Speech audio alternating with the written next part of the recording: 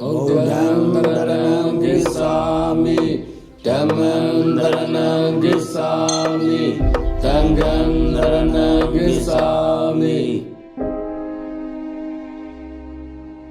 မိုးရီရွာလေပြင်းနေတိုင်းမိုးကြီးလေထန်တဲ့ညတညမှာပေါ့ရွာထဲကအိမ်တိမ်အောက်မှာဘဲကရောက်လာမှမသိတဲ့ခွေးမကြီးတစ်ကောင်တားလာပေါက်တယ်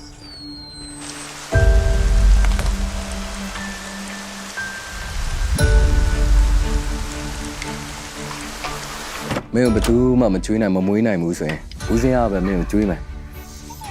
မင်းဒီမှာပဲနေဒီမှာပဲစားဟုတ်လား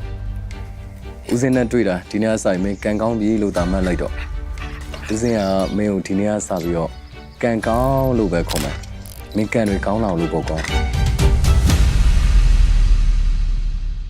ကန်ကောင်းရေကန်ကောင်း ဆရာတော်မရှိလဲဦးစင်းလည်းပဲတိုင်ရမယ်ခေါကောင်တန်ကောင်ကျမတက်ကိုကြိုက်သွားလို့တော့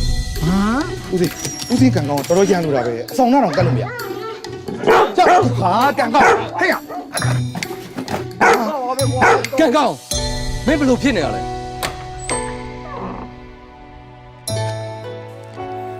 ကန်ကောင်း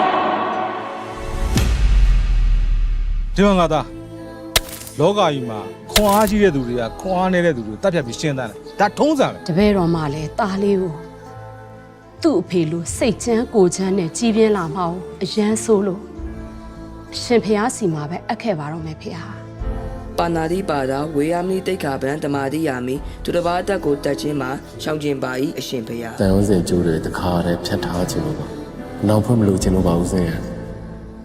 မင်းရောဦးစင်းရောဒီနေရာမှာဘဝအသစ်တစ်ခုစတယ်လို့ပဲမှတ်ဖို့ကွာ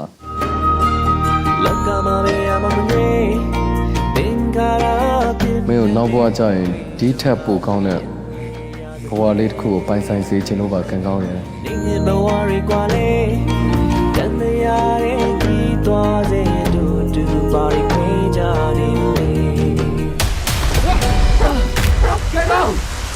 ကန်ကောင်းဒီမလာနဲ့ကွာကန်ကောင်းရေတားရေကန်ကောင်းရေကန်ကောင်း ဦးစင်းလေးတန်ရောစင်ကျိုးတွေကိုဖြတ်မယ်ဆိုရင်လေအဲ့ဒီကျိုးလေးတစ်ချောင်းမှာဖြတ်ဖို့ကြိုးစားနိုင်ဦးစင်းလေးအဲ့ဒီကျိုးတော့ကြံနေသေးတယ်မဟုတ်လား